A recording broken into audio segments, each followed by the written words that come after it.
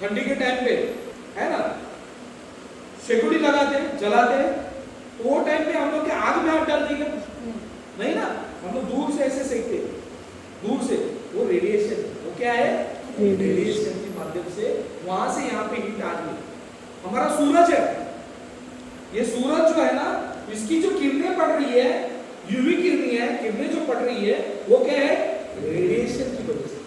अगर आपने मैग्नीफायर ले लिया, बचपन में बहुत जने किया रहेगा कि दादाजी का चश्मा जो है उसमें से एक मैग्नीफायर रहता है, नीचे ग्लास रहता है, वो क्या किया, ऐसा सूरज की रोशनी में पकड़ लिया और ये चारा है सूखा हुआ, या मानो कि एक पेज है छोटा सा पेपर, उसके ऊपर एक बिंदु बना दिया, उसमें आग लग जाती है। वो क्यों आग लगती है, रेडिएशन की वजह से। आई बात समझ में, वो रेडिएशन है।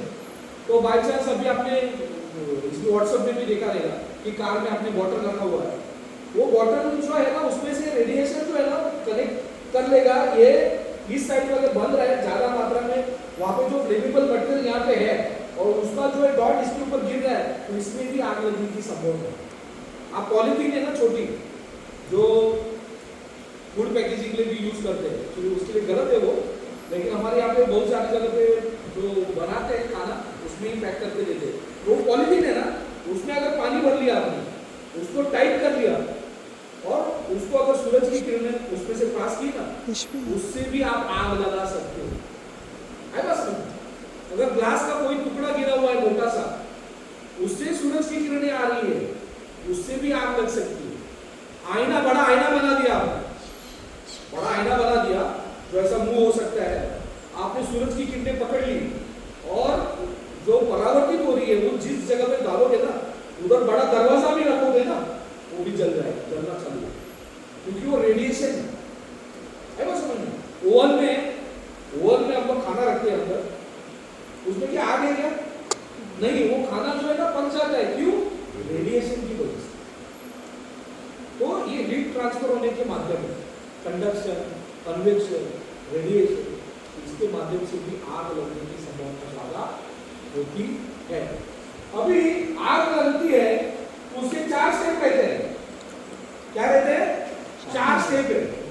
कहीं पे भी जाओ, आग के जो 4 स्टेज है वो क्या है, अगर ये पेपर का टुकड़ा है, यहाँ पे मैं लाइटर लगा दूं, जैसे ही लाइटर लगाऊंगा यहाँ पे आग लगेगी, ये इंसिपिएंट है, मतलब स्टार्ट, ठीक है ना, उसको क्या बोलते हैं, स्टार्ट हो गई, फायर स्टार्ट हो गई। यहाँ पे आ गई उसका ग्रोथ, सेकेंड स्टेज क्या है, ग्रोथ। यहाँ पे आ गई, अब वो 60-70% चलेगी, फुल्ली डेवलप हो गई फायर।